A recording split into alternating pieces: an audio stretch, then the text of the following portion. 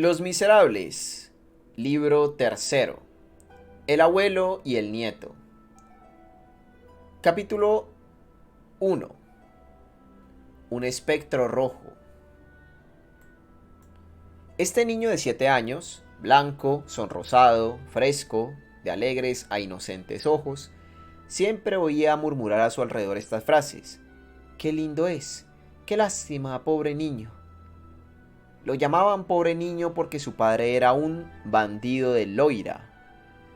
Este bandido de Loira era el yerno del señor Gillenormand y había sido calificado por este como la deshonra de la familia.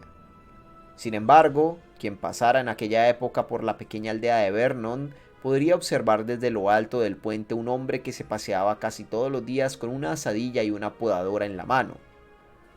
Tendría unos 50 años. Iba vestido con un pantalón y una especie de casaca de burdo paño gris, en el cual llevaba cosida una cosa amarilla que en su tiempo había sido una cinta roja. En su rostro, tostado por el sol, había una gran cicatriz desde la frente hasta la mejilla. Tenía el pelo casi blanco, caminaba encorvado como envejecido antes de tiempo. Vivía en la más humilde de las casas del pueblo. Las flores eran toda su ocupación. Comía muy frugalmente y bebía más leche que vino. Era tímido hasta parecer arisco. Salía muy poco y no veía a nadie más que a los pobres que llamaban a su ventana y al padre Mabeuf, el cura, que era un buen hombre de bastante edad. Sin embargo, si alguien llamaba a su puerta para ver sus tulipanes y sus rosas, abría sonriendo. Era el bandido de Loira. Su nombre era George Pontmercy. Fue un militar que combatió en los ejércitos de Napoleón en innumerables batallas y a quien el emperador concedió la Cruz de Honor por su valentía y fidelidad. Acompañó a Napoleón a la isla de Elba. En Waterloo fue quien cogió la bandera del batallón de Luxemburgo y fue a colocarla a los pies del emperador, todo cubierto de sangre, pues había recibido al apoderarse de ella un sablazo en la cara. El emperador, lleno de satisfacción, le dijo: «Sois coronel, varón y oficial de la Legión de Honor». Después de Waterloo, la Restauración dejó a Pontmercy a media paga y después lo envió al cuartel, es decir, sujeto a vigilancia en Vernon. El rey Luis XVIII, considerando como no sucedido todo lo que se había hecho en los 100 días, no le reconoció ni la gracia de oficial de la Legión de Honor, ni su grado de coronel, ni su título de barón.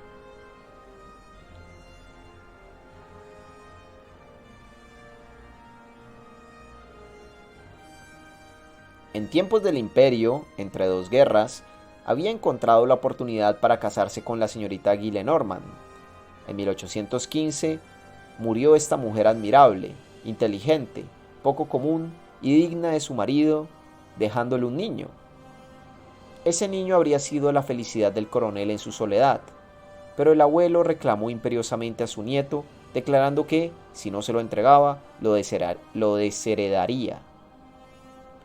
Impuso expresamente que Pontmercy no trataría nunca de ver ni hablar a su hijo. El padre accedió por el interés del niño, y no pudiendo tener al lado a su hijo, se dedicó a amar a las flores. La herencia del abuelo Gillenormand era poca cosa, pero la de la señorita Gillenormand mayor era grande, porque su madre había sido muy rica, y habiendo ella permanecido soltera, el hijo de su hermana era su heredero natural. El niño, que se llamaba Marius, sabía que tenía padre, pero nada más. Nadie abría la boca para hablarle de él, y llegó poco a poco a no pensar en su padre, sino lleno de vergüenza y con el corazón oprimido. Mientras Marius crecía en esta atmósfera, cada 2 o 3 meses escapaba el coronel, iba furtivamente a París y se apostaba en San Sulpicio, a la hora en que la señorita Gillenormand llevaba a Marius a misa. Y allí, temblando al pensar que la tía podía darse vuelta y verlo, oculto detrás de un pilar, inmóvil, sin atreverse apenas a respirar, miraba a su hijo. Aquel hombre, lleno de cicatrices, tenía miedo de una vieja solterona. Aquí había nacido su amistad con el cura de Vernon, señor Mabeuf, o Mabeuf. Este digno sacerdote tenía un hermano, administrador de la parroquia de San Sulpicio, que había visto muchas veces a este hombre contemplar a su hijo y se había fijado en la cicatriz que le cruzaba la mejilla y en la gruesa lágrima que caía de sus ojos. Ese hombre de aspecto tan varonil y que lloraba como una mujer impresionó al señor Mabeuf. Un día que fue a Vernon a ver a su hermano, se encontró en el puente al coronel Pontmercy y reconoció en él al hombre de San Sulpicio. Habló de él al cura y ambos, bajo un pretexto cualquiera, hicieron una visita al coronel, visita que trajo detrás de sí muchas otras. El coronel, muy reservado al principio, concluyó por abrir su corazón, y el cura y su hermano llegaron a saber toda la historia, y cómo Pontmercy sacrificaba su felicidad por el porvenir de su hijo. Esto hizo nacer en el corazón del párroco un profundo cariño y respeto por el coronel, quien a su vez le tomó gran afecto. Cuando ambos son sinceros, no hay nada que se amalgame mejor que un viejo sacerdote y un viejo soldado. 2 veces al año, el 1 de enero y el día de San Jorge, escribía Marius a su padre cartas que le dictaba su tía y que parecían copiadas de algún formulario. Esto era lo único que permitía el señor Gillenormand. El padre respondía en cartas muy tiernas que el abuelo se guardaba en el bolsillo sin leerlas. Marius Pontmercy hizo, como todos los niños, los estudios corrientes.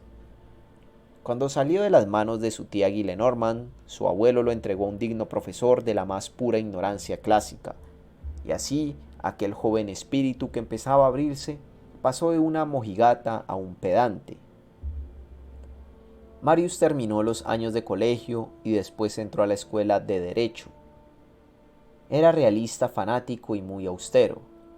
Quería muy poco a su abuelo, cuya alegría y cuyo cinismo lo ofendían, y tenía una sombría idea respecto de su padre. Por lo demás, era un joven entusiasta, noble, generoso, altivo, religioso, exaltado, digno hasta la dureza, puro hasta la rudeza. Capítulo 2. Fin del bandido. Marius acababa de cumplir los 17 años en 1827 y terminaba sus estudios. Un día, al volver a su casa, vio a su abuelo con una carta en la mano. «Marius», le dijo, «mañana partirás para Vernon». «¿Para qué?», dijo Marius. «Para ver a tu padre». Marius se estremeció. En todo había pensado, excepto en que podría llegar un día en que tuviera que ver a su padre. No podía encontrar nada más inesperado, más sorprendente y, digámoslo, más desagradable. Estaba convencido de que su padre, el cuchillero, como lo llamaba el señor Gillenormand en los días de mayor amabilidad, no lo quería, lo que era evidente porque lo había abandonado y entregado a otros. Creyendo que no era amado, no lo amaba. Nada más sencillo, se decía. Quedó tan estupefacto que no preguntó nada. El abuelo añadió: «Parece que está enfermo. Lo llama». Y después de un rato de silencio añadió: «Parte mañana por la mañana. Creo que hay en la plaza de las Fuentes un carruaje que sale a las 6 y llega por la noche. Tómalo. Dice que es de urgencia». Después arrugó la carta y se la metió en el bolsillo. Marius hubiera podido partir aquella misma noche y estar al lado de su padre al día siguiente por la mañana, porque salía entonces una diligencia de noche que iba a Rouen y pasaba por Vernon. Pero ni el señor Gillenormand ni Marius pensaron en informarse.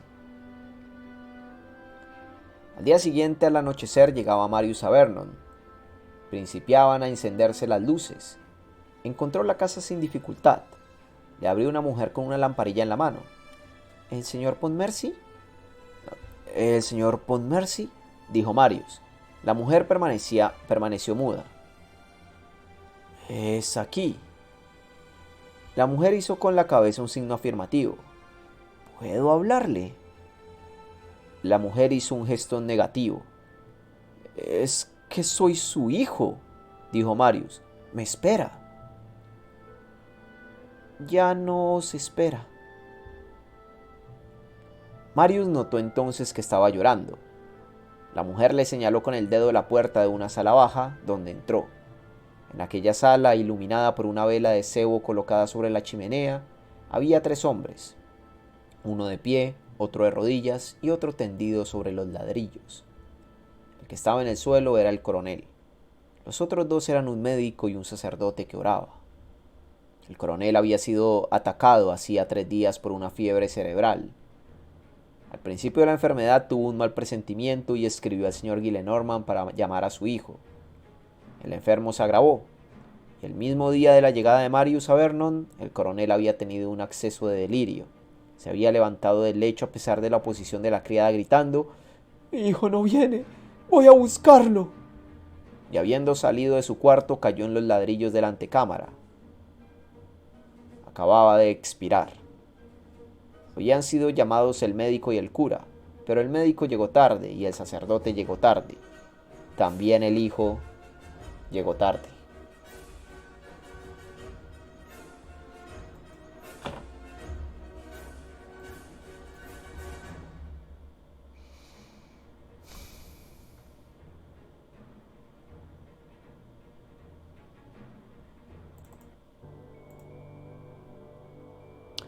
A la débil luz de la vela se distinguía en la mejilla del coronel, que yacía pálido en el suelo, una gruesa lágrima que brotara de su ojo ya moribundo.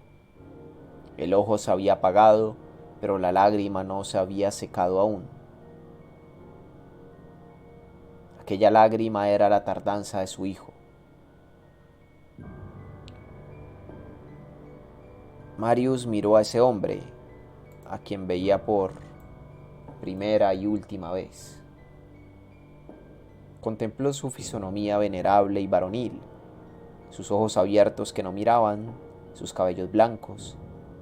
Contempló la gigantesca cicatriz que imprimía un sello de heroísmo en aquella fisonomía, marcada por Dios con el sello de la bondad.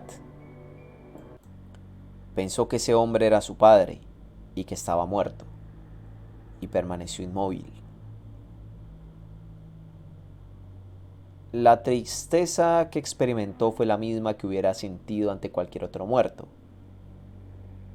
El dolor, un dolor punzante, reinaba en la sala. La criada sollozaba en un rincón. El sacerdote rezaba y se le oía suspirar. El médico se secaba las lágrimas. El cadáver lloraba también.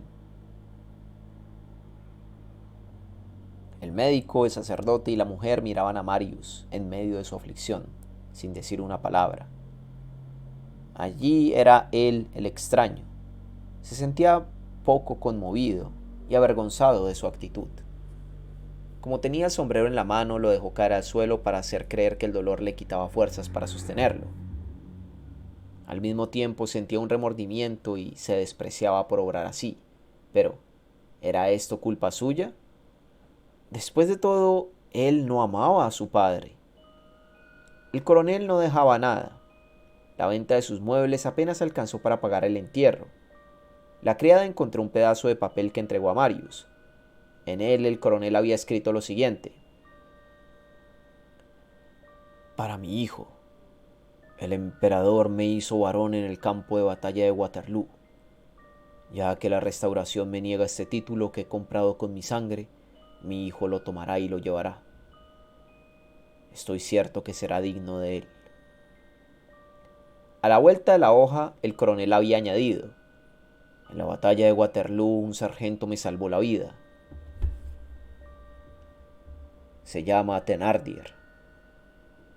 Creo que tenía una posada en un pueblo de los alrededores de París, en Cheles o en Montfermeil. Si mi hijo lo encuentra, haga por él todo el bien que pueda». Marius cogió este papel y lo guardó, no por amor a su padre, sino por ese vago respeto a la muerte que tan imperiosamente vive en el corazón del hombre. Nada quedó del coronel. El señor Gillenormand hizo vender a un prendero su espada y su uniforme. Los vecinos arrasaron con el jardín para robar las flores más raras. Las demás plantas se convirtieron en maleza y murieron. Marius permaneció solo 48 horas en Vernon. Después del entierro volvió a París y se entregó de lleno al estudio del derecho, sin pensar más en su padre, como si no hubiera existido nunca.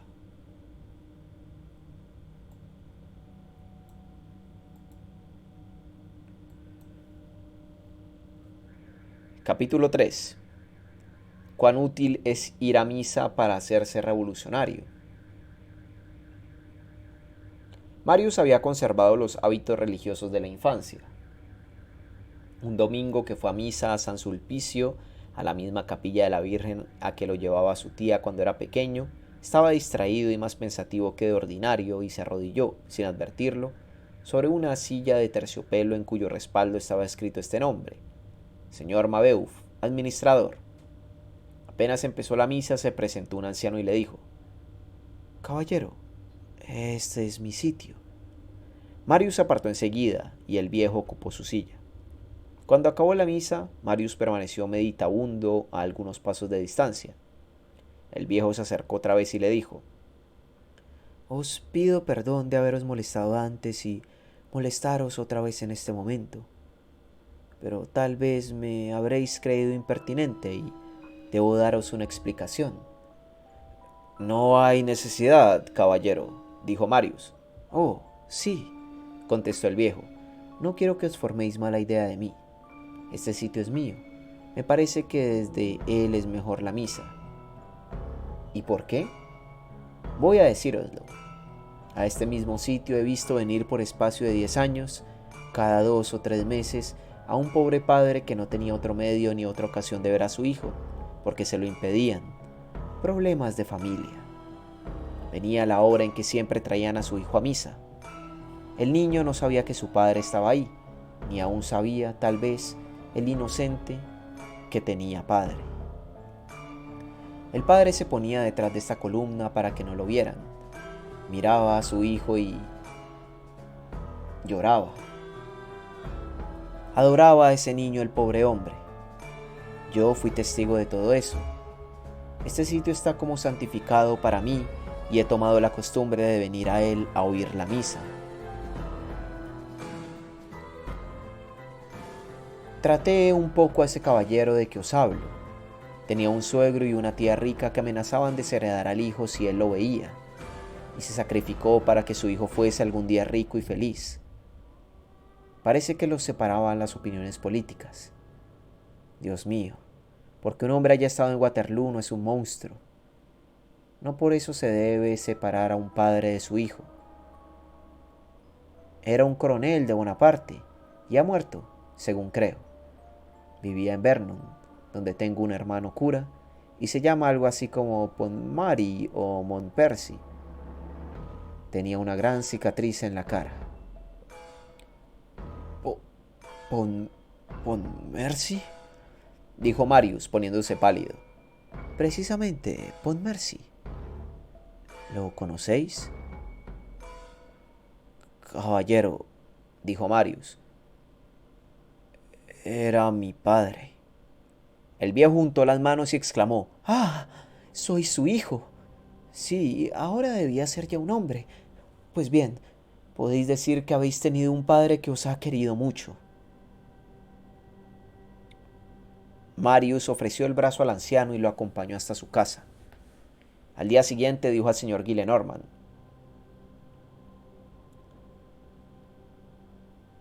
Hemos arreglado entre algunos amigos una partida de caza. ¿Me dejáis ir por 3 días? Por 4, respondió el abuelo. Anda, diviértete. Y guiñando el ojo, dijo en voz baja a su hija: algún amorcillo. El joven estuvo 3 días ausente. Después volvió a París. Se fue derecho a la biblioteca de jurisprudencia y pidió la colección del Monitor. En él leyó la historia de la República y del Imperio, el memorial de Santa Elena. Todo lo devoró. La primera vez que encontró el nombre de su padre en los boletines del Gran Ejército, tuvo fiebre durante una semana. Visitó a todos los generales a cuyas órdenes había servido Jorge Pontmercy. El señor Mabeuf, a quien había vuelto a ver, le contó la vida en Vernon, el retiro del coronel, sus flores, su soledad. Marius llegó a conocer íntimamente a aquel hombre excepcional, sublime y amable, a aquella especie de león cordero que había sido su padre. Mientras tanto, ocupado en este estudio que le consumía todo su tiempo y todos sus pensamientos, casi no veía al señor Gillenormand. Iba a casa solo a las horas de comer. Gillenormand se sonreía. «Bien, está en la edad de los amores», murmuraba. Un día añadió: «Demonios, creía que esto era una distracción, pero voy viendo que es una pasión». Era una pasión, en efecto. Marius comenzaba a adorar a su padre. Al mismo tiempo se operaba un extraordinario cambio en sus ideas. Se dio cuenta de que hasta aquel momento no había comprendido ni a su patria ni a su padre. Hasta entonces palabras como república e imperio habían sido monstruosas. La república, una guillotina en el crepúsculo. El imperio, un sable en la noche. De pronto vio brillar nombres como Mirabeau, Verginaud, Saint-Just, Robespierre, Camille, Desmoulins, Danton, y luego vio elevarse un sol: Napoleón. Poco a poco pasó el asombro, se acostumbró a esta nueva luz, y la revolución y el imperio tomaron una muy diferente perspectiva ante sus ojos. Estaba lleno de pesares, de remordimientos. Pensaba desesperado que no podía decir todo lo que tenía en el alma más que a una tumba. Marius tenía un llanto continuo en el corazón. Al mismo tiempo se hacía más formal, más serio. Se afirmaba en su fe, en su pensamiento. A cada instante un rayo de luz de la verdad venía a contemplar su razón, a completar su razón. Se verificaba en él un verdadero crecimiento interior. Donde antes veía la caída de la monarquía, veía ahora el porvenir de Francia. Había dado una vuelta completa. Todas estas revoluciones se verificaban en él sin que su familia lo sospechara. Cuando en esta misteriosa metamorfosis hubo perdido completamente la antigua piel de borbónico y de ultra, cuando se despojó del traje de aristócrata y de realista, cuando fue completamente revolucionario, profundamente demócrata y casi republicano, mandó hacer 100 tarjetas con esta inscripción: el barón Marius Pontmercy. Pero, como no conocía a nadie a quien darlas, se las guardó en el bolsillo. Como consecuencia natural, a medida que se aproximaba a su padre, a su memoria, a las cosas por las cuales el coronel había luchado 25 años, se alejaba de su abuelo. Ya hemos dicho que hacía tiempo que no le agradaba el carácter del señor Gillenormand. Entre ambos existían todas las disonancias que pueda haber entre un joven serio y un viejo frívolo. Mientras que habían tenido unas mismas opiniones políticas e ideas comunes, Marius se encontraba como en un puente con el señor Gillenormand. Cuando se hundió el puente, los separó el abismo. Sentía profunda rebelión cuando recordaba que el señor Gillenormand lo había separado sin piedad del coronel, privando al hijo de su padre y al padre de su hijo. Por compasión hacia su padre, llegó casi a tener aversión a su abuelo. Pero nada de esto salía al exterior. Solamente se notaba que cada día se mostraba más frío, más lacónico en la mesa y con más frecuencia ausente de la casa. Marius hacía a menudo algunas escapatorias. ¿Pero a dónde va?, preguntaba la tía. En uno de estos viajes, siempre cortos, fue a Montfermil para cumplir la indicación que su padre le había hecho, y buscó al antiguo sargento de Waterloo, al posadero Thénardier. Thénardier había quebrado, la posada estaba cerrada y nadie sabía qué había sido de él.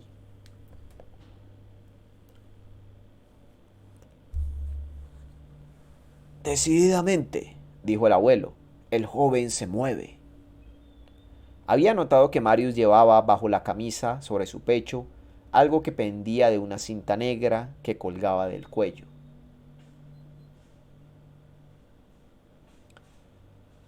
Capítulo 4. Algún amorcillo. El señor Gillenormand tenía un sobrino, el teniente Teodulo Gillenormand, que los visitaba en París en tan raras ocasiones que Marius nunca había llegado a conocerlo. Teodulo era el favorito de la tía Gillenormand, que tal vez lo prefería porque no lo veía casi nunca. No ver a las personas es cosa que permite suponer que en ellas No ver a las personas es cosa que permite suponer en ellas todas las perfecciones. Una mañana, la señorita Gillenormand mayor estaba abordando en su cuarto y pensando con curiosidad en las ausencias de Marius. Este acababa de pedir permiso al abuelo para hacer un corto viaje y saldría esa misma tarde. De pronto se abrió la puerta, levantó la mirada y vio al teniente Teodulo ante ella haciéndole el saludo militar. Dio un grito de alegría. Una mujer puede ser vieja, mojigata, devota, tía, pero siempre se alegra al ver entrar en su cuarto a un gallardo oficial de lanceros. «¡Tú aquí, Teodulo!», exclamó. «De paso no más, tía. Parto esta tarde. Cambiamos de guarnición y para ir a la nueva tenemos que pasar por París. Y me he dicho, voy a ver a mi tía». «Pues aquí tienes por las molestias». Y le puso 10 luises en la mano. «Por el placer, querréis decir, querida tía». Teodulo la abrazó por segunda vez y ella tuvo el placer de que le rozara un poco el cuello con los cordones del uniforme. «¿Haces el viaje a caballo con el regimiento?» «No, tía. Como quería veros, tengo un permiso especial. El asistente lleva mi caballo y yo voy en la diligencia. Y a propósito, tengo que preguntaros una cosa. ¿Está de viaje también mi primo Marius Pontmercy? Pues al llegar fui a la diligencia a tomar mi asiento en berlina y he visto su nombre en la hoja». «¡Ah! ¡Es sinvergüenza!», exclamó ella. «¿Va a pasar la noche en la diligencia?» «Igual que yo, tía. Pero tú vas por deber. En cambio él va por una aventura». Entonces sucedió una cosa notable. A la señorita Gillenormand se le ocurrió una idea. «¿Sabes que el primo no lo conoce?», preguntó repentinamente a Teodulo. «Sí, lo sé. Yo lo he visto, pero él nunca se ha dignado a mirarme». «¿Y vais a viajar juntos?». «Él en el Imperial y yo en Berlina». ¿A dónde vais? ¿A dónde va esa diligencia?» «A Andelis». «¿Es allí donde irá Marius?». «Sí, como no sea que haga como yo y se quede en el camino. Yo bajo en Vernon para tomar el coche de Gaillon. No sé el itinerario de Marius». «Escucha, Teodulo». «Os escucho, tía». «Lo que pasa es que Marius se ausenta a menudo y viaja y duerme fuera de casa. Quisiéramos saber qué hay en esto». Teodulo respondió con la calma de un hombre experimentado. «Algún amorío». «Es evidente», dijo la tía, que creyó oír hablar al señor Gillenormand. Después añadió: «Haznos el favor. Sigue un poco a Marius. Esto lo será fácil porque él no lo conoce. Y si se trata de una mujer, haz lo posible por verla. Nos escribirás contándonos la aventura y se divertirá el abuelo». No le gustaba mucho a Teodulo este espionaje, pero los 10 luises lo habían emocionado y creía que podrían traer otros detrás. Aceptó, pues, la comisión y su tía lo abrazó otra vez. En la noche que siguió a este diálogo, Marius subió a la diligencia sin sospechar que iba vigilado. En cuanto al vigilante, la primera cosa que hizo fue dormirse con un sueño pesado y largo. Al amanecer el día, el mayoral de la diligencia gritó: «¡Vernon! ¡Relevo de Vernon! ¡Los viajeros de Vernon!». Y el teniente Teodulo se despertó. «Bueno», murmuró medio dormido aún, «aquí es donde me bajo». Después empezó a despejarse su memoria poco a poco y se acordó de su tía, de los 10 luises y de la promesa que había hecho de contar los hechos y dichos de Marius. Esto lo hizo reír. «Ya no estará tal vez en el coche», pensó abotonándose la casaca del uniforme. «¿Qué diablos voy a escribir ahora a mi buena tía?». En aquel momento apareció en la ventanilla de la berlina un pantalón negro que descendía de la Imperial. «Será Marius», se dijo el teniente. Era Marius. Al pie del coche y entre los caballos y los postillones, una jovencita del pueblo ofrecía flores a los viajeros. «Flores para vuestras damas, señores», gritaba. Marius se acercó a la joven y le compró las flores más hermosas que llevaba en la cesta. «Vamos bien», dijo Teodulo saltando de la berlina. «Esto ya me está gustando. ¿A quién diantre va a llevar esas flores? Es preciso que sea una mujer muy linda para merecer tan hermoso ramillete. Hay que conocerla». Y no ya por mandato, sino por curiosidad personal. Como los perros que cazan por cuenta propia, se puso a seguir a su primo. Marius no lo vio, a él ni a las elegantes mujeres que pasaban a su lado. Parecía no ver nada a su alrededor. «Está enamorado», pensó Teodulo. Marius se dirigió a la iglesia, pero no entró. Dio la vuelta por detrás del presbiterio y desapareció. «La cita es fuera de la iglesia», dijo Teodulo. «Magnífico. Veamos quién es esa mujer». Y se adelantó en puntillas hacia el sitio en que había dado la vuelta Marius. Cuando llegó allí se quedó estupefacto. Marius, con la frente entre ambas manos, estaba arrodillado en la hierba, junto a una tumba. Había deshojado el ramo sobre ella.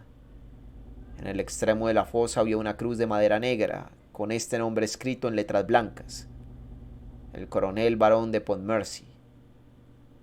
Oyó los sollozos de Marius. La mujer era una tumba.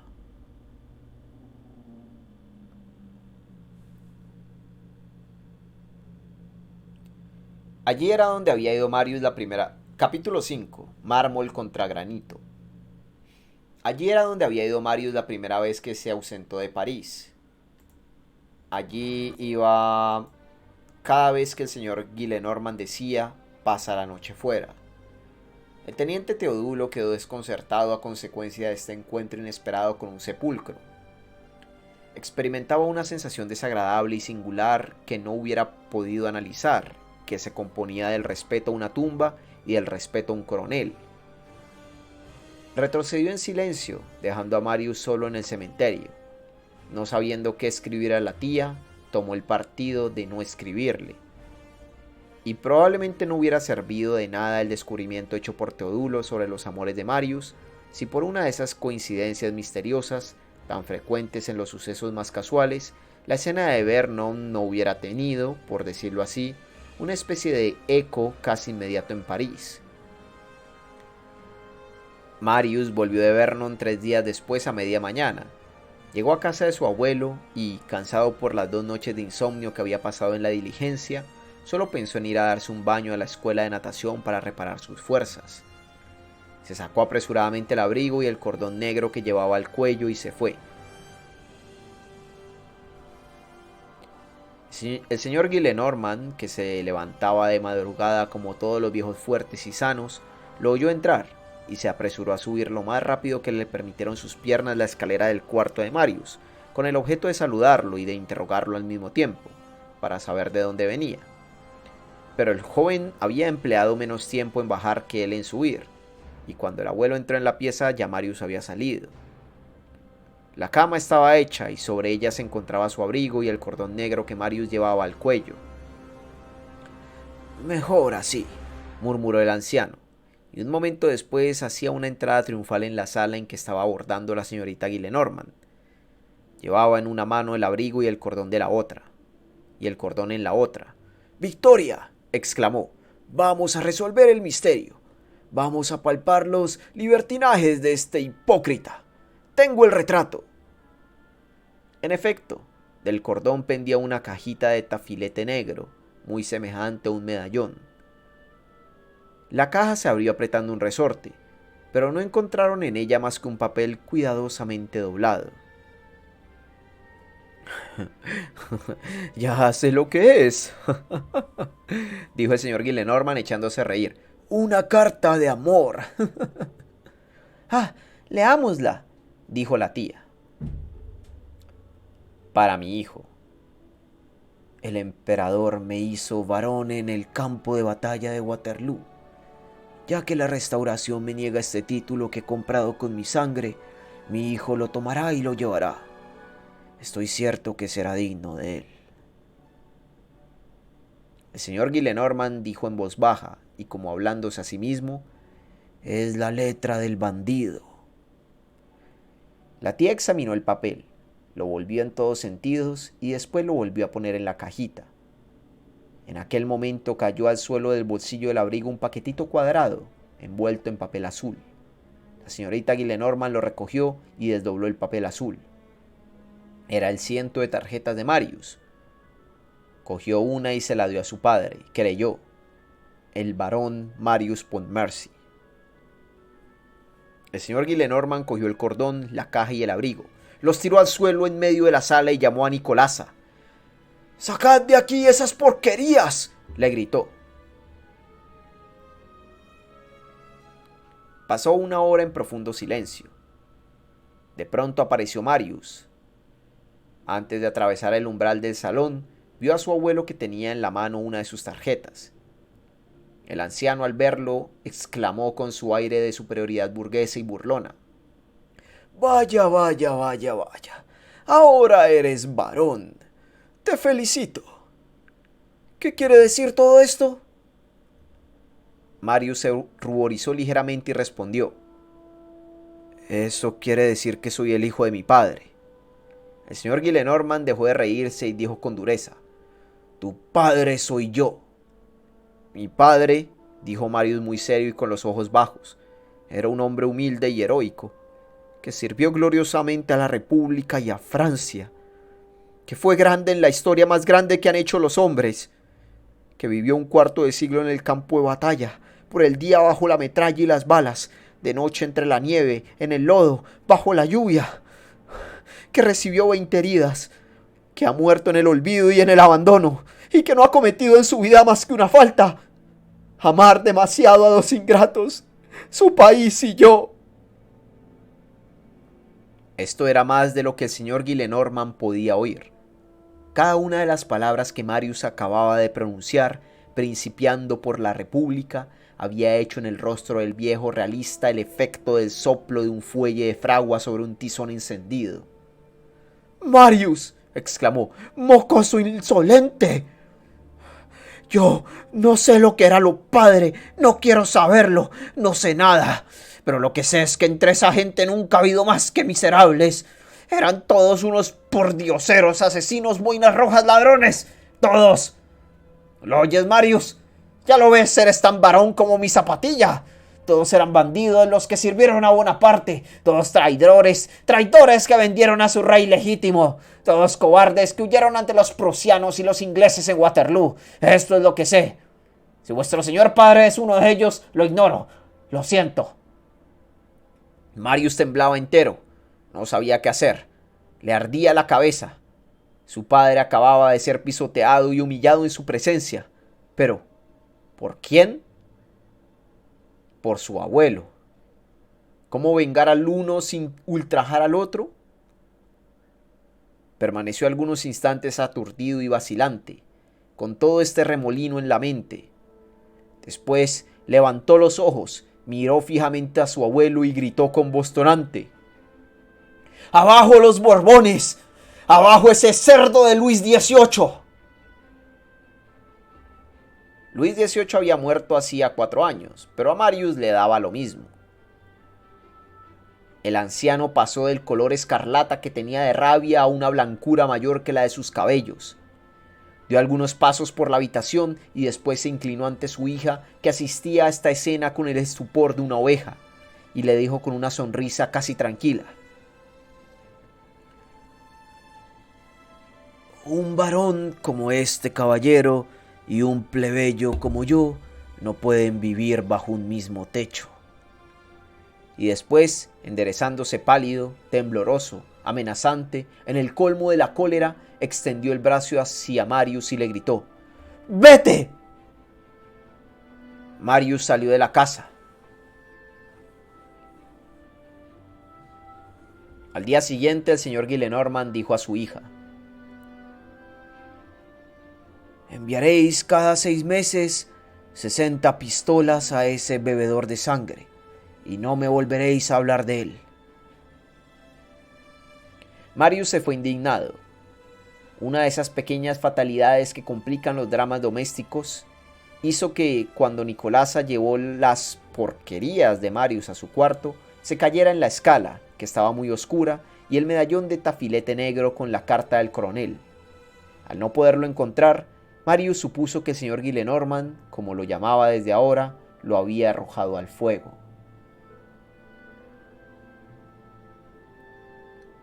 Se fue sin decir ni saber a dónde, con 30 francos, su reloj y algunas ropas en un maletín. Subió a un cabriole, lo contrató por horas y se dirigió a la aventura al barrio latino. ¿Qué iba a hacer de él? Fin del libro tercero.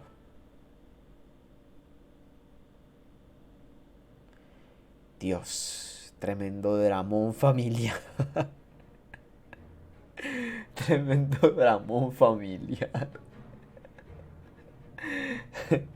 Lo disfruté bastante. Si te ha gustado esta lectura, considera apoyarme. Suscríbete al canal de YouTube en el caso de que no estés suscrito. También deja un comentario y un me gusta para que de esa forma este video se lo patrocinen a más personas que estén interesadas en esta lectura. Considera apoyarme de una forma más directa. Puedes hacerlo por medio de PayPal. El link está en la descripción de todos mis videos. Puedes volverte miembro en mi canal de YouTube. Es bastante barato y me ayudaría un montón. Y también puedes suscribirte en mi canal de Twitch. Sería de muchísima ayuda si me puedes apoyar en cualquiera de estas formas. De verdad, considera apoyarme. Gente, se vino buenísimo. Se vino buenísimo. Por eso no me meto en temas políticos. Claro, por eso es mejor la política dejarla fuera de la casa, ¿sabes? Mejor por eso hay que colocar reglas muy claras en una casa. Mira, la política que se hable muy poco. O ustedes pueden ser del partido político que quieran, pero la familia está por encima de eso, ¿sabes? O algo así. Porque la que pasa es que, claro, se nos presentó al señor Gillenormand, y recordemos que esto en los años 1827, ¿sabes? Claro, es una época muy antigua en la que seguramente el deber y las creencias políticas estaban por encima de cualquier cosa. Y además que el señor Gillenormand no solamente es un viejo perro, sino que además bueno, se nos describió el libro anterior, ¿no? Un señor de 90 años, bueno, de más de 90 años realmente, y pues un antiguo noble, ¿no? Un burgués del siglo XVII que servía al antiguo rey o que servía a la corona francesa. Entonces, claro, para él que su nieto querido, su nieto amado, de repente salga como un revolucionario, como su padre al que él había constantemente intentado toda su vida apartar del nieto, pues claro, se imputa muchísimo. Por otro lado, entiendo a Marius, o sea, le mintieron sobre su padre, escuchó toda su vida a su abuelo hablando pestes de su padre, y para nada, y para nada. Además, un padre que descubrió que lo amaba y lo extrañaba y que quería estar con él, pero por el bien de él no estaba con él. Dramón, mucho drama, mucho drama. Lo último que él dice, que el señor Gillenormand le dijo: enviaréis cada 6 meses 60 pistolas a ese bebedor de sangre. Imagino que se refiere a Marius, obviamente. Y no me volveréis a hablar de él. Claramente se refiere a Marius. Pero es como que 60 pistolas, no entiendo. O sea, es dinero. 60 pistolas, entiendo yo que es dinero, ¿no? Pero hasta ahora la denominación pistolas en el dinero no lo habíamos leído. O no lo habíamos visto.